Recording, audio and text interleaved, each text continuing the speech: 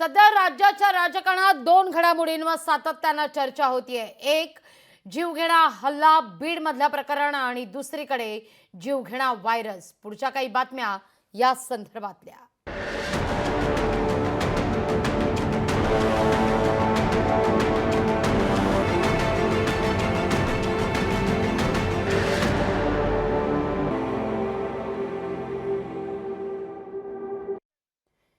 HMPVच्या व्हायरसची भारतात आता एंट्री झाली आहे. गुजरातमध्ये पहिला रुग्ण आढळलाय. 2 महिन्याच्या बाळाला हा आजार झालेला आहे. अहवाल त्याचा पॉझिटिव्ह आलेला आहे. मुलावर अहमदाबाद इथल्या खासगी रुग्णालयात सध्या उपचार सुरू आहेत. तर बंगळुरूमध्येही 8 महिन्याच्या मुलीला HMPVची लागण झालेली आहे. चीनमधल्या HMPVच्या उद्रेकासंदर्भात संपूर्ण जग आता चिंतेत आहे. भारतातील बंगळुरू शहरात या विषाणूचे पहिलं प्रकरण आढळलं. भारतातील बंगळुरू इथे एका 8 महिन्यांच्या बाळाला या व्हायरसची लागण झाली आहे.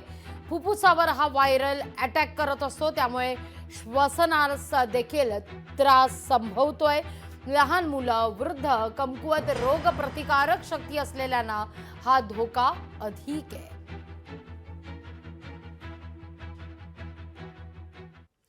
चीनमध्ये HMPV व्हायरसचा उद्रेक दिसून येतोय. नव्या व्हायरसमुळे चीनमधील रुग्णालयांमध्ये सध्या रुग्णांची तोबा गर्दी आहे. स्मशानभूमीतही मृतदेह दफन करण्याकरता लांबच लांब रांगा लागलेल्या आहेत. त्याच पार्श्वभूमीवर महाराष्ट्राचा आरोग्य विभाग अलर्ट झालाय. नागरिकांसाठी सूचनांचा परिपत्रक जारी करण्यात आलेलं आहे. कशी काळजी घ्यायची, काय खबरदारी घ्यायची आपण पाहतोय.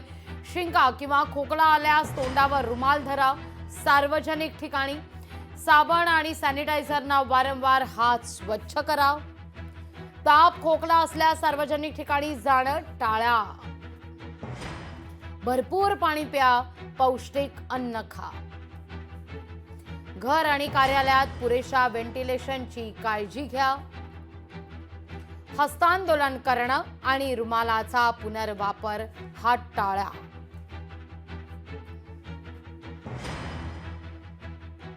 हा व्हायरस नवीन नाही आहे. यापूर्वी देखील हा व्हायरस आलेला आहे. पुन्हा त्या व्हायरसचा चंचू प्रवेश होताना दिसतो आहे.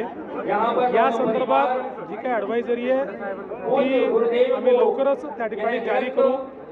आता 3 वाजता केंद्र सरकारचं जे आरोग्य मंत्रालय आहे ते देखील राज्यांसोबत त्या ठिकाणी कॉन्फरन्स करून या संदर्भातली सगळी माहिती ही उपलब्ध करून देणार आहे. आणि त्यानंतर काय काळजी घ्यायची आहे ही काळजी आपण घेऊ.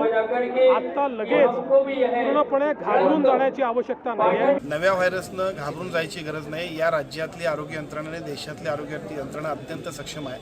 बऱ्याच वेळा आरोग्याची काळजी घेत असताना विनाकारण भीती, शंका, सोशल मीडियातनं अनवॉन्टेड अशा पद्धतीनं स्प्रेड झालेला अनावश्यक अशा पद्धतीचे गैरसमज यामुळे सुद्धा आपण घाबरून जातोय.